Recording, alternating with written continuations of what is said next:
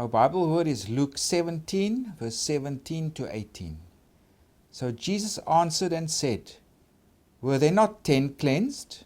But where are the 9? Were there not any found who returned to give glory to God, except this foreigner? So this is the account of Jesus healing the 10 lepers. And before we look at the passage itself, as we must get some background knowledge first. And there are two issues that we have to look at first. It's the issue of ritual purity and also ethnic identity. Because here Jesus, he mediates, he bridges spiritual and social-cultural boundaries. You must remember that a prominent theme of the gospel is that with this new dawn of salvation that has arrived, it's salvation for outsiders. It's a new age of reversals. The outsiders will become the insiders. So God, through Christ, reaches out to the sinner, the Samaritan, woman, etc. Those who are normally not part of the inner core, so to speak. The poor, they are welcome. Tax collectors. So it's this age of reversals. And also this passage forms part of what's called the travel narrative. This is where Jesus is journeying towards Jerusalem. And that travel narrative we find in 9 verses 51 to chapter 19 verses 27. So Jesus is on his way to Jerusalem. So Jesus encounters lepers. And he mediates these boundaries that existed, both spiritual and socio-cultural boundaries. Let's first focus on the aspect of ritual purity. These lepers, okay, first of all, it does not refer to leprosy the way we understand leprosy. That is also called Hansen's disease.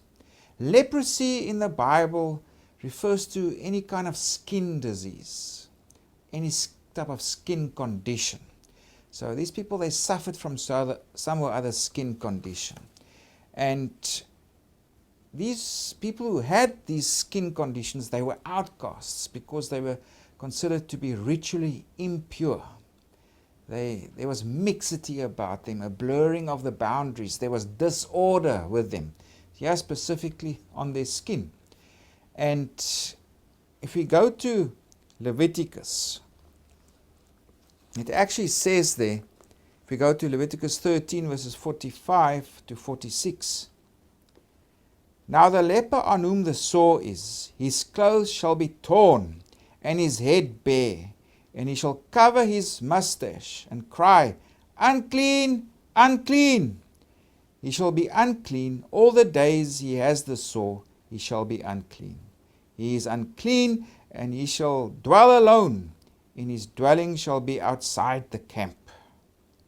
So they had to dress a special way, they had to communicate to people from far off that I have leprosy, in other words a skin condition, and shout, Unclean, unclean!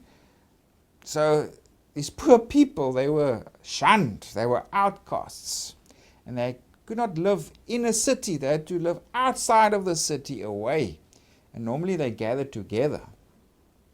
So that was the aspect of ritual purity that Jesus mediates in this position. The second thing is ethnic identity, because the one who came back, as we will see, is a Samaritan. And the Samaritans and the Jews did not get along. They loathed one another. In the history before this, the Jewish people attacked the Samaritans. They destroyed Samaria. They also destroyed the temple of the Samaritans in 128 BC on Mount Gerizim. And there was lots of mutual hostility. I mean, also the Samaritans, they once threw the bones of animals inside the temple in Jerusalem to render the temple impure. So there was lots of this kind of dynamic that went on between Jews and Samaritans.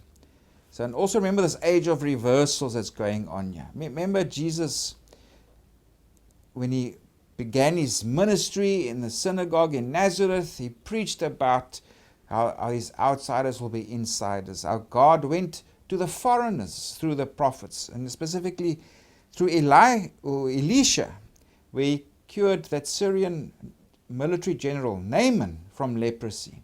And yeah, kind of a similar dynamic is also happening. Outsiders will become insiders. So those are two important dynamics to remember as we read this passage. The issue of ritual purity and also this ethnic identity, the ethnic boundaries that existed between Jews and Samaritans at this time. So our textual unit is Luke 17 verses 11 to 19. That is gratitude from a foreigner or a Samaritan. And Jesus, he was on his way to Jerusalem. It's part of the travel narrative we find in Luke. He travels in the region somewhere between Galilee and Samaria. So he's in an in-between area. And he enters a village. Whether this is a Galilean village or a Samaritan village, we do not know. But this also forms part of the travel narrative.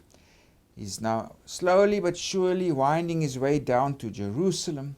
Now he comes upon this village. And outside of the village, these 10 lepers, they come to Jesus, or they cry out to him for help. Let's read in verse 12. Then as he entered a certain village, there met him 10 men who were lepers, who stood afar off. Remember, lepers had to stay far away and shout, "Unclean, unclean," to people to warn them that they have this impurity, the skin condition. And they lifted up their voices and said, "Jesus, Master, have mercy on us." So they addressed Jesus as Master. Now in the word master in Greek refers to somebody who has authority. So Jesus has authority. They recognize in Jesus as somebody having authority to actually help them or to heal them. And then Jesus tells them, so when he saw them, he said to them, "Go, show yourselves to the priests." And so it was that as they went, they were cleansed. Normally, if a person had a skin condition, a priest would inspect him. Priests were purity inspectors. There were also priests, also especially Levites, stationed at the temple doors or entranceways because they had to keep guard. They were purity inspectors. They made sure that nobody impure would enter the temple. But also, generally speaking, the priests were purity inspectors. And so a priest will say, "Sorry, you're impure or unclean. And so you can't, if you have this leprosy, the skin condition, you must now move outside your village or city and live by yourself or with other lepers, so to speak." And also, if it's been cured, then the person must go and show himself to a priest. And the priest will inspect him to make sure everything is now, his skin is okay. And you can read about this in Leviticus 13 to 14. There were these elaborate rituals that were there, sacrifices that were brought, etc., where this whole process, 7-day long process by which this person suffering from leprosy or the skin condition will now be accepted back into a state of normality by the priest. So Jesus orders them, "Go show yourselves to the priests." But here's an interesting dynamic also. To which priests must they go? The ones in Jerusalem? What about the Samaritan? To which temple does he go? Which priest does he go? Because the priest must ultimately say, "You're now part of the community. You're restored now, after the sacrifices have been made," etc. And they also recognize on their way, or it says here, they were cleansed. In other words, they were healed from their skin condition. From an aspect of ritual purity, they were made clean. Then in our next verse it says, "And one of them, when he saw that he was healed." So he recognized that he was healed. Now this also refers to beyond what he saw. It also refers to spiritual insight that he gained. Also the insight into who Jesus is. So when he saw that he was healed, returned and with a loud voice glorified God, and fell down on his face at his feet, giving him thanks. And now Luke drops a bombshell. says, and he was a Samaritan. So you would expect from the story this would be the behavior of a Jew who's restored, but this is a Samaritan. He's an outsider. Again, he is outside of the Jewish people. He's ritually impure, being a leper. I mean, he ticks all the wrong boxes. He's a complete outsider. But he is the one that came back and gave Jesus thanks and fell at his feet. So it also says you that an appropriate response to God is not just given by Jewish people. It can happen through anybody. Yes, specifically a Samaritan. And Jesus approves of his action. Because there's a third element that also comes into our narrative here. Remember, it's about ritual purity that Jesus mediates. Jesus mediates ethnic identity. He bridges these spiritual and social cultural boundaries. He crosses them. He brings them together. And another important aspect that comes in here is the identity of Jesus. Who is Jesus? He is the master. He's the one with authority. He is the agent or the mediator of God's benefaction. That was traditionally the role of the priests. The priests in the temple, they were the ones that would make the sacrifices on behalf of God's people. They would be the ones that will declare you clean or unclean or whatever it may be. But now it's Jesus. And it also says here in a way, Jesus is the new temple. He is the appropriate place where praise and honor and thanksgiving is brought to God, at the feet of Jesus. So, important dynamic here. Must they go to Jerusalem? Must they go to Mount Gerizim, where their Samaritan priests were? So Luke's also saying, no, go to Jesus. He's actually the real temple. That's where you'll find the true presence of God being mediated. God's blessings, the benefaction of God is mediated through Jesus. So Jesus approves of the Samaritan's conduct. And now we come to a Bible verse also. So Jesus answered and said, were there not 10 cleansed? But where are the 9? Were there not any found who returned to give glory to God except this foreigner? So this foreigner, he's not a Jew, but this foreigner is the one who shows the appropriate response to God and the appropriate response to Jesus. Also in the temple, there were signs that excluded foreigners from going beyond certain courts to go to the inner courts of the temple. It was strictly reserved for the Jewish people alone.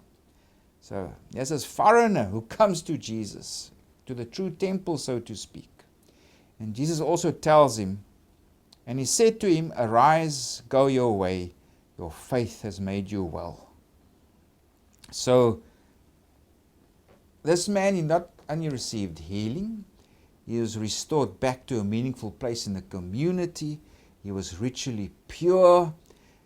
Also, he's received more than that. He's received salvation because he has received insight into who Jesus really is.